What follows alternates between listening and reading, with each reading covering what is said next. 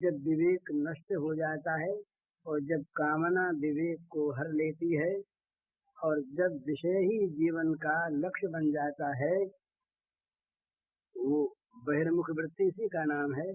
विषय ही जीवन का लक्ष्य बन गया।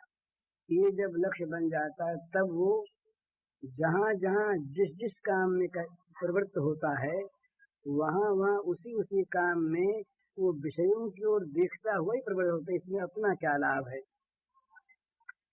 अपना इसमें क्या लाभ। मंदिर में हम गए पूजा की तो उसमें अपना कोई लाभ है कि नहीं, उसमें अपनी कोई प्रशंसा होगी कि नहीं, देवता प्रसन्न हो करके अपने कुछ दे देंगे कि नहीं, अपने धन पुत्र मान यश को बढ़ा देंगे कि नहीं। किसी भी प्रकार से उसकी दृष्टि विषयों में रहती है। विषयों के अनुसंधान में लगी हुई वृत्ति से ही वो अच्छे काम भी करता है। तो किसी प्रकार से अच्छे काम करना अच्छा ही है, अच्छे काम का विरोध नहीं है, किसी प्रकार से भी वो करे। लेकिन जब तक वो अच्छे काम को प्रधान नहीं मानकर अच्छे काम से होने वाले भोग को प्रधान मानता है, तब तक अच्छे काम से अगर भोग नहीं मिलेगा उसको तो बुरा करने लगेगा। उसको तो उस फल से मतलब है ना। भाई हमसे किसी ने, हमको धन चाहिए, हमसे किसी ने कहा कि तुम भगवान की उपासना करो धन मिलेगा। हमने भगवान की उपासना की धन के लिए, नहीं मिला तो हमने कहा भाई क्या करें, मुझसे से पूछा भाई क्या करें, मुझे भगवान की उपासना में कुछ नहीं है, तुम अपना व्यापार करो उससे पैसा मिलेगा।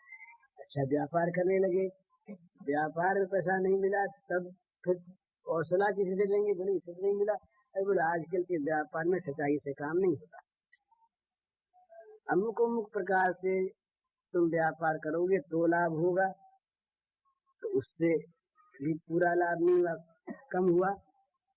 तो फिर ये होगा। वो हमारे कलकत्ते के एक मित्र आए थे, उन्होंने बताया कि आजकल कलकत्ते में रोजगार चलता है, बड़ा अच्छा चलता है। वो ये चलता है कि डॉक पर माल पड़ा रहता है विदेश जाने वाला और आने वाला, तो वहाँ डॉक के बाबुओं से साठ गांठ कर ली जाए तो चाहे जितना माल उठा लाओ वहाँ से, उसमें उनको कुछ नहीं दे, सपने आ जाए तो इस पर 1000 रुपये कमाया जा सकता है।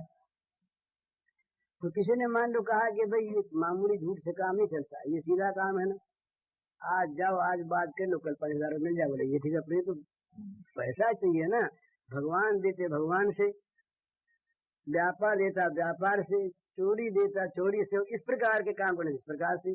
तो जहाँ भोग दृष्टि होती है वहाँ भोग के लिए अच्छा काम होता है, अच्छे काम के लिए भोग का त्याग नहीं होता। इसलिए जहाँ जिसकी प्रधानता होती है वो प्रधानता अपना काम कर लेती है, तो मनुष्य इस प्रकार गिर जाता है।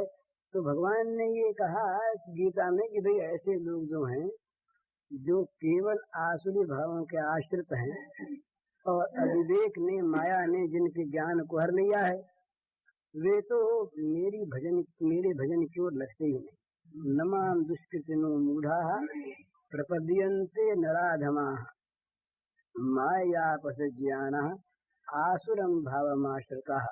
आसुरी भावों का आश्रय किए हुए जो लोग हैं वे लोग विवेक से रहित हैं, उनके विवेक को हर लिया गया है माया के द्वारा, विषय भोग की कामना के द्वारा। तो ऐसे लोग जो हैं वो नराधम हैं, क्योंकि अपना भला आप नहीं देखते।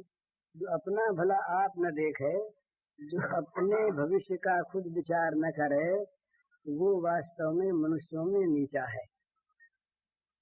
मनुष्यों में वो नीचा नहीं है जिसके पास संसार के भोग नहीं है और जिसकी बुद्धि ठीक है, वो नीचा नहीं है। वो तो अपना काम निरंतर ठीक रखता है, बनाए रखता है। नीचा वो है जो अपना नुकसान आप करे और उसमें लाभ माने। तो कहा ऐसा आदमी जो है नराधम, वो तो मुझे बचता ही नहीं, वो दुष्कृति है। पाप करने वाला वास्तव में वही है जो पाप करके पछता लेता है, पाप से बचना चाहता है, जिसको पाप से डर लगता है, हो जाता है कभी पाप, वो नराधम नहीं है, वो तो साधु हो जाएगा, माने साधु हृदय हो जाएगा। लेकिन जो बुराई में भलाई मानता है और बुराई करके जो गौरव मानता है वो आदमी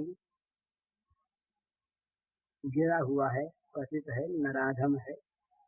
तो इस प्रकार से लक्ष्य जो है जीवन का वो भूख न रहे, भगवान हो जाए, फिर चाहे काम कुछ भी करें।